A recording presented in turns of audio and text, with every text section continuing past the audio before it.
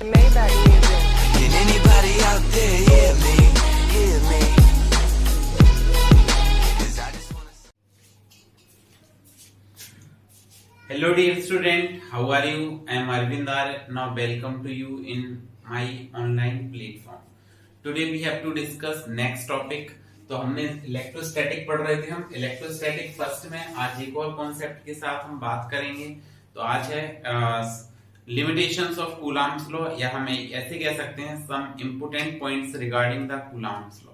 तो फटाफट चैनल को अगर सब्सक्राइब नहीं किया तो चैनल को सब्सक्राइब करें, वीडियो को लाइक करें, शेयर करें. तो देखिए हम स्टार्ट करते हैं. कूलम्ब्स लॉ में क्या लिखेंगे? Some important fact regarding Coulomb's law. Some important fact regarding Coulomb's law. Coulomb's law के रिगार्डिंग कुछ फैक्ट्स हैं, उनके बारे में आज हम बात करेंगे. तो कौन कौन से फैक्ट्स हैं, कहां कहां ये Coulomb's law एप्लीकेबल होता है, इसके बारे में हम सीखेंगे. तो देखिए सबसे पहला है, फर्स्ट पॉइंट है, Coulomb's law is true only for static charges. Coulomb's law is true only for static charges. Coulomb's law is true only for static charges. Okay, Coulomb's law is true only for static charges or stationary charges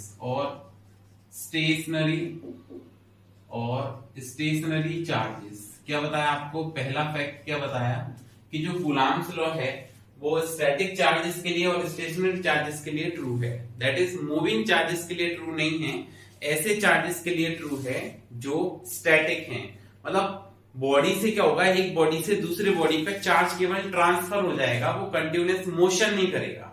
और continuous motion नहीं करेगा तो ऐसी conditions में Coulomb's law applicable है. Static charges के लिए और स्टेशनरी चार्जेस के लिए एप्लीकेबल होगा कूलम्ब्स लॉ. सेकंड पॉइंट है, Coulomb's law is true only for point charges. Coulomb's law is true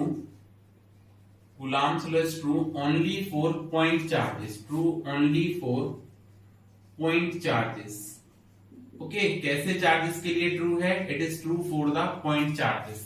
point charge क्या होते हैं? The charge whose size is very small as compared to separation between them. जैसे एक example लेके देखते हैं. Point charge क्या होते हैं? दो charge whose size become very very small as compared to separation between them. जैसे मैंने कहा कि आपके पास ये चार्ज हो जाएगा 5 माइक्रोकूलम, ये हो जाएगा आपके पास 8 माइक्रोकूलम. तो देखो माइक्रोकूलम का मतलब 10 टू दी पावर -6 के ऑर्डर का है. कूलम में कन्वर्ट करोगे तो यहाँ पे आपको क्या करना पड़ेगा? 10 की पावर -6 से मल्टीप्लाई करना पड़ेगा. इसका मतलब है कि यहाँ पे 10 टू दी पावर -6 तक जा रहा है ये. लेकिन अगर मैं सेपरेशन की बात करूं तो मैंने कह दिया suppose that this separation is 20 centimetre. तो ये 20 सेंटीमीटर के कंपैरिजन में ये जो चार्जेस हैं वो बहुत ज्यादा छोटे हैं, वेरी वेरी स्मॉल हैं. इस कारण इन चार्जेस को पॉइंट चार्ज कंसीडर करेंगे. कैसा चार्ज कंसीडर करेंगे? Point charge. तो क्या बताया? Coulomb's law is true for point charges. What are the point charges? The charge whose size is very small, या the charge whose magnitude is very small as compared to separation between them. So Coulomb's law is true for point charges. Second point है.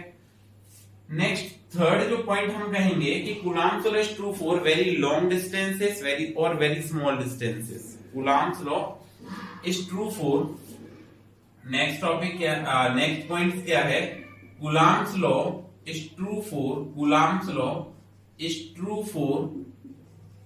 Very small distances. Coulomb's law is true for very small distances is of the order of 10 to the power -14 meter, and very small distances, and Coulomb's law is true for very small distances and also true for very large distances, and also true for very large distances. Very large distances का मतलब है is of the order of 10 to the power plus 15 metre. Okay, but the distance is less than the 10 to the power minus 14 metre. अगर इससे कम अगर आप distance कर देंगे, so the strong nuclear force act on the act between the charges. क्या होगा, अगर इससे कम हो जाएगी तो फिर न्यूक्लियर फोर्स डोमिनेंट हो जाएगा। तो इससे कम नहीं करनी है, approximate 10 to the power minus 14 metre तक होना चाहिए। तो इस डिस्टेंसेस पर कूलम्ब्स लॉ जो है वो डोमिनेंट होगा, कूलम्ब्स लॉ डोमिनेंट होगा, और जो न्यूक्लियर फोर्स है वो डोमिनेट नहीं होगा। लेकिन जब आप डिस्टेंसेस को -14 से भी ज्यादा कम कर देंगे, मतलब -15 मीटर के ऑर्डर का कर देंगे, तो क्या होगा कि जो मतलब जो न्यूक्लियर फोर्स है वो ज्यादा डोमिनेंट हो जाएगा और कूलम्बिक फोर्स लेस डोमिनेंट हो जाएगा। Okay, so it is true for very small distances is of the order of 10 to the power -14 metre, and also true for very large distances of the order of 10 to the power 15 meter. Next, in Coulomb's law,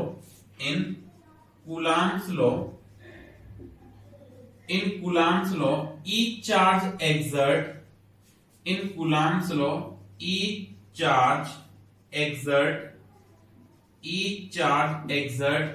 equal force on opposite charge. Each charge exert equal force on opposite charge. Equal force on opposite charge मतलब Coulomb's law में हर charge किसी दूसरे charge पर magnitude wise equal force apply करता है। ठीक है, magnitude wise equal force apply करता है। तो क्या बताया in Coulomb's law, each charge exert equal force on opposite charge, that is the ratio of force, that is the ratio of force between the charges, ratio of force between the charges is 1:1, 1:1। जो charges का ratio आएगा वो 1:1 आएगा। जैसे example के साथ समझते हैं, हमने एक एग्जांपल लिया, ये suppose that first charge Q1 हो गया, ये आपका सेकंड चार्ज Q2 हो गया, and the separation between them is small r। ये चार्ज Q1 है, ये दूसरा चार्ज Q2 है, and the separation between the charges small r। तो अगर आपसे ऐसा पूछा जाए कि what is the force applied bye Q1 on Q2, तो Q1 force applied by first on second, तो क्या आएगा K Q1 Q2 upon r²। Similarly, force applied by charge second charge on the first charge, तो क्या आएगा, separation same है, charges के magnitude same है, तो force second by 1 is equal to K Q1 Q2 by r²। तो ratio of force calculate करेंगे तो 1:1 आएगा, इनका डिवाइड लगाएंगे 1:1 आएगा। So Coulomb's law, in Coulomb's law each charge exert equal force on opposite charge. ठीक है, each charge exert equal force on opposite charge. ये मैग्नीट्यूड की बात कर रहे हैं।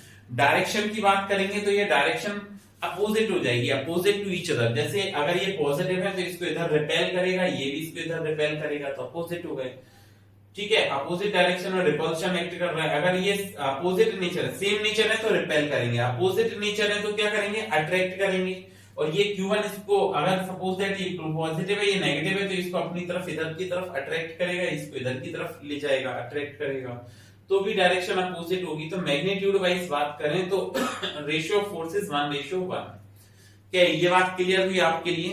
फिर देखिए इसके बाद हम आगे बात करें, नेक्स्ट पॉइंट क्या है कि Coulomb's law is a two body interaction. क्या कहेंगे हम कि जो कूलम्ब्स लॉ है, Coulomb's law is simply a two body interaction. That is, कैसे समझेंगे इस पॉइंट को, टू बॉडी इंटरेक्शन को? तो देखिए इसमें हम ऐसे कह सकते हैं कि in Coulomb's law the force between the two charges remains uneffective by presence of third charge in between them.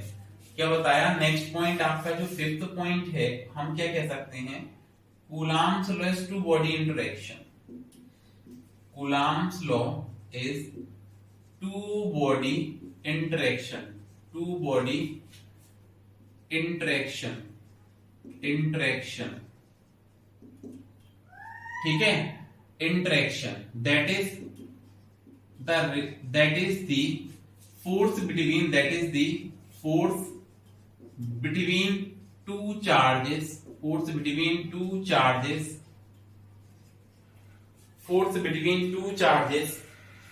remains unaffected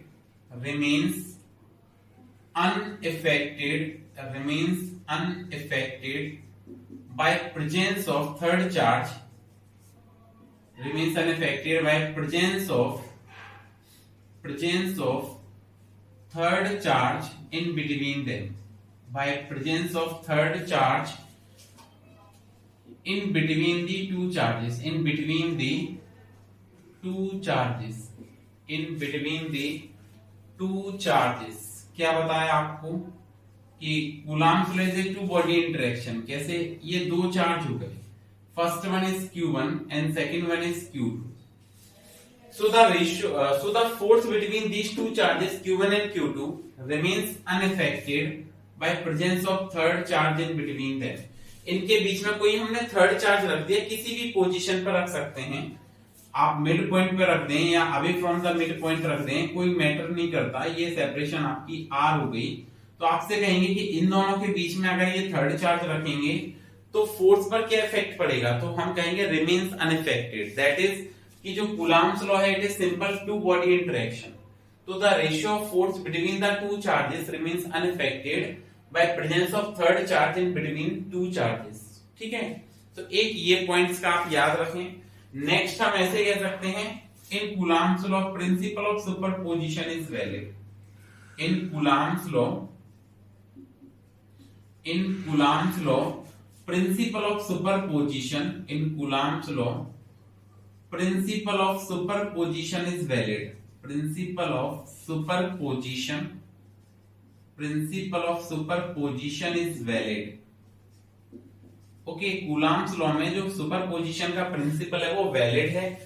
क्या होता है ये फर्दर आगे के लेक्चर्स में हम देखेंगे कि प्रिंसिपल ऑफ सुपरपोजिशन क्या होता है. एक बेसिक आपको बता देते हैं कि according to this principle, in a group of charges or in a system of charges, the force act on any one charge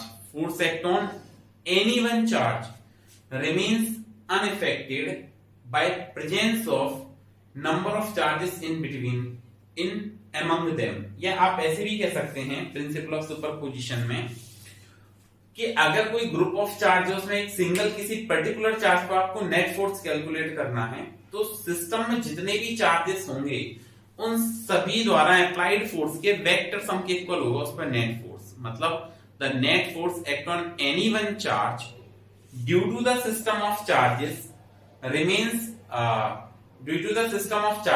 is equal to the vector sum of forces applied by each charge on that given charge. ठीक है, ऐसे हम principal of superposition को कह सकते हैं. जैसे कहने का मतलब एग्जांपल के साथ समझे तो हमने यहाँ पे क्या किया, ये स्क्वायर ले लिया, यहाँ पर ये 5 माइक्रो कूलम्ब चार्ज हो गया, ये 3 माइक्रो कूलम्ब चार्ज हो गया, ये +2 माइक्रो कूलम्ब चार्ज हो गया और ये 1 माइक्रो कूलम्ब चार्ज हो गया.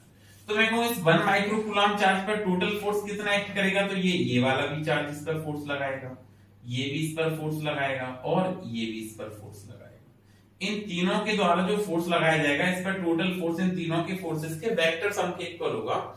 ये प्रिंसिपल ऑफ सुपरपोजिशन कहता है. क्या कहता है कि the net force act on any one charge due to the system of charges is equal to vector sum of forces applied by the given charge on that individual charge. तो ये कुछ basic से points थे जो हमने सीखे. अब देखिए कुछ एनसीईआरटी के एग्जांपल्स हम देखते हैं कूलम्ब्स लॉ के regarding.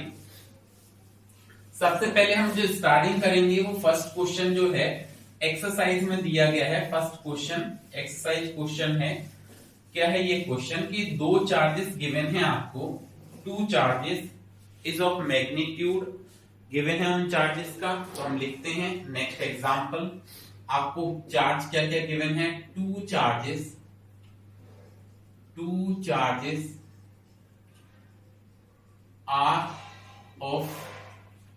are 2 charges having magnitude, 2 charges having magnitude. ठीक है, 2 charges having magnitude 2 into 10 to the power minus 7 coulomb and 3 into 10 to the power minus 7 coulomb and 3 into 10 to the power minus 7 coulomb are placed in air at 30 centimeter apart, then calculate force between them. Calculate force act between the charges.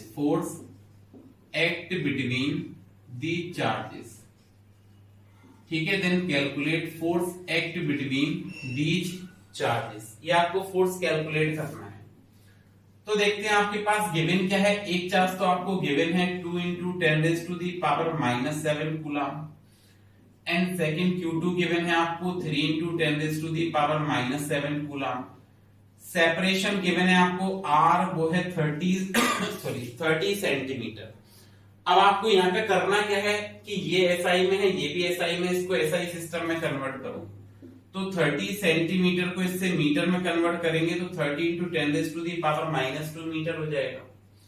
अब आपको force का formula लगा देना है। तो we know that the formula of force is F is equal to, अब आपका क्या है, एयर और वैक्यूम में है तो एयर में फोर्स पढ़ा था हमने formula 1/4 pi epsilon naught Q1 Q2 by R square. ये फोर्स का फॉर्मूला होगा। आप वैल्यू रखें 1/4 पाई एप्सिलॉन नॉट आपके पास होता है 9 into 10 raised to the power 9। देखें Q1 आपके पास कितना है तो 2 into 10 to the power minus 7 है Q1 की वैल्यू। Q2 की वैल्यू क्या है तो Q2 की वैल्यू आपकी 3 into 10 raised to the power minus 7 है divided by R square. R का मतलब क्या है, R है 30 into 10 raised to the power minus 2 इसका होल स्क्वायर।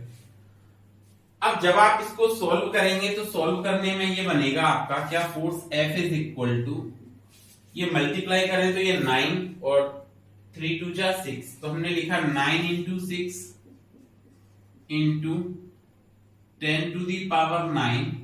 इसको सॉल्व किया तो -7 और -7 मिलके कितना हो जाएगा -14, तो into 10 raised to the power -14 divided by 10 to the power -14 divided by, ये देखिए यहां पर एक जीरो से इसको कैंसिल किया तो 10 की पावर -1 बचा, तो 3 का स्क्वायर 9 और -1 का स्क्वायर 10 की पावर -2।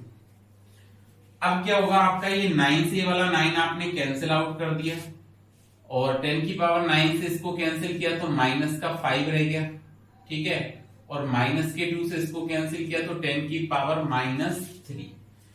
मतलब आपका जो फोर्स है वो यहाँ पे क्या बना, फोर्स रह गया आपका F is equal to 6 into 10 raised to the power -3 newton. This is the answer. ठीक है, ये आपका एग्जाम्पल एक्सरसाइज का पहला क्वेश्चन है, 1.1 क्वेश्चन है, बिल्कुल सिंपल क्वेश्चन है एनसीईआरटी का। ठीक है, तो आप इसको नोट कर लीजिए। अब हम चलते हैं नेक्स्ट क्वेश्चन पर।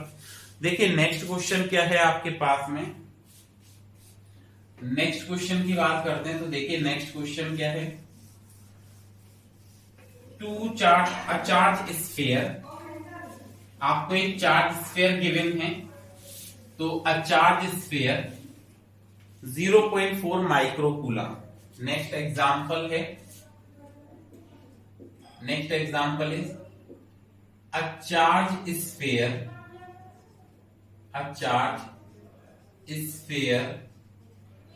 having charge, a charge sphere having charge 0.4 microcoulomb, a charge sphere having charge 0.4 microcoulomb, having charge 0.4 microcoulomb, it apply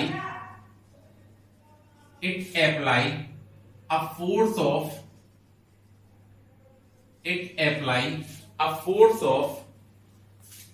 0.2 Newton.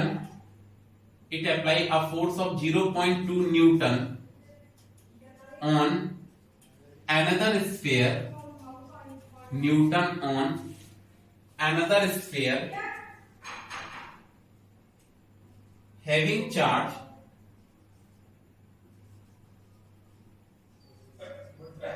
on another sphere having charge 0.8 microcoulomb. ठीक है, a charge sphere having charge 0.4 microcoulomb, it apply a force of 0.2 Newton on another sphere having charge 0.8 microcoulomb. Then calculate, आपको क्या calculate करना है? First separation between the charges या distance between the charges, distance between the charges. एक तो आपको ये calculate करना है। Second, force applied by 0.8 micro, force applied by second square on first, force applied by second sphere, force applied by second sphere on first. जो second sphere है वो first sphere पे कितना फोर्स अप्लाई करेगा, ये calculate करना है। तो देखिए आप इनको अगर हम कैलकुलेट करेंगे तो सबसे पहले आपको ऐसे गिवन है, अ चार्ज स्फीयर हैविंग चार्ज, तो गिवन लिखते हैं सबसे पहले क्या है। एक आपको चार्ज गिवन है Q1, अ charge sphere having charge 0.4 microcoulomb. सबसे पहले इसको माइक्रोकूलम से कूलम में कन्वर्ट करेंगे तो 0.4 इंटू 10 की पावर -6 आ जाएगा, जो एक दूसरे स्फीयर पर 0.2 न्यूटन का फोर्स लगाता है।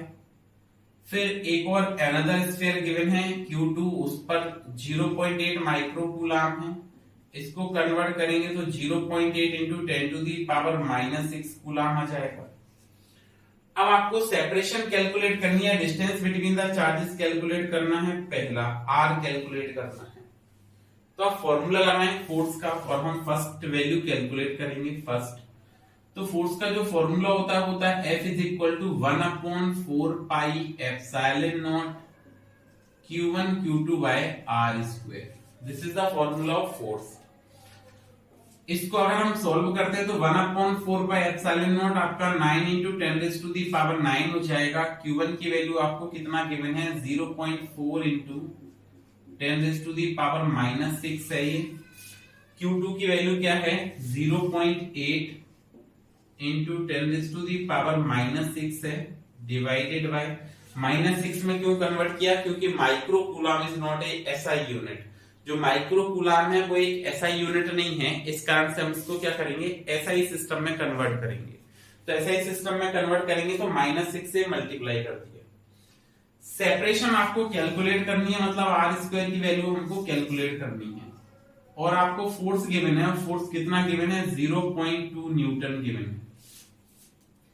ध्यान दीजिए, आप ये डेसिमल रिमूव करेंगे तो यहां से ये डेसिमल हट जाएगा, माइनस प्लस के 9 से कैंसिल किया, माइनस का 12 तो ये माइनस का 3 रह जाएगा। ठीक है, अच्छा जी।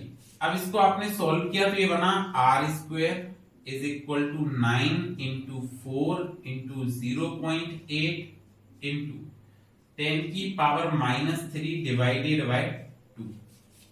ठीक है, क्या सॉल्व किया, 9 इंटू 4 इंटू 0.8 10 की पावर -3 बाय 2।